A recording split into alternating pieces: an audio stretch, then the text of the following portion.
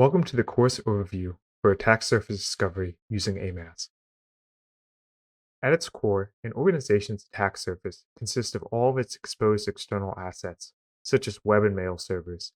Discovering these assets is one of the key goals of both attackers and defenders, since they represent a potential avenue to compromise an organization.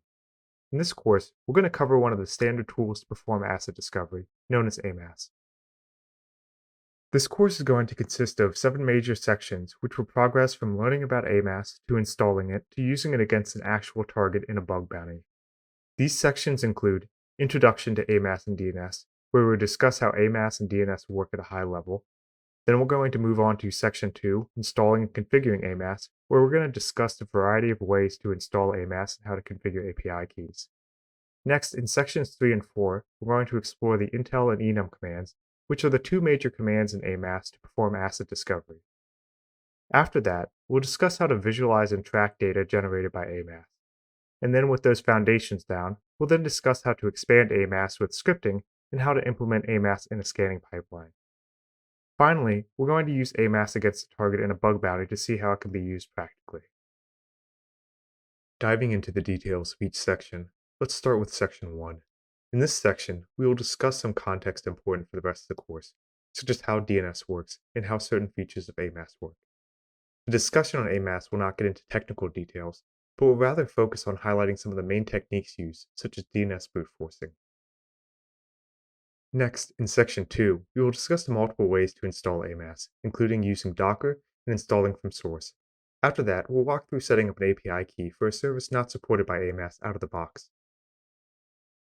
In Section 3, we will begin looking at one of the 2 major commands in Amass, the intel command.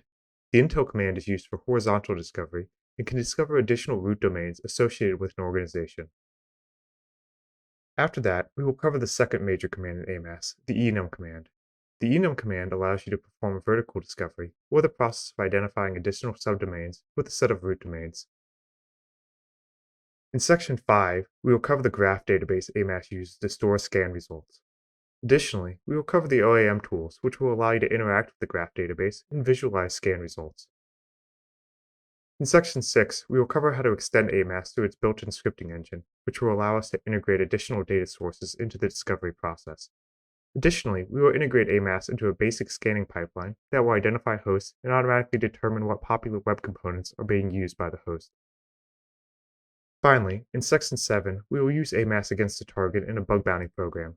In this case, we will target a program with a wildcard domain set and perform scanning for open FTP services across any discovered host.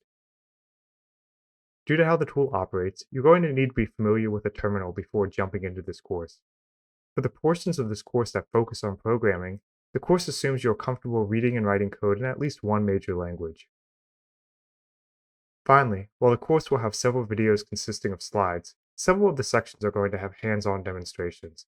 You'll definitely get the most value out of these sections if you can follow along with these demonstrations. With that overview, I hope you're excited to see the course. Familiarity with Amass is incredibly useful whether you're conducting bug bounties, penetration tests, or blue team operations, and this course will give you the tools you need to succeed with those tasks.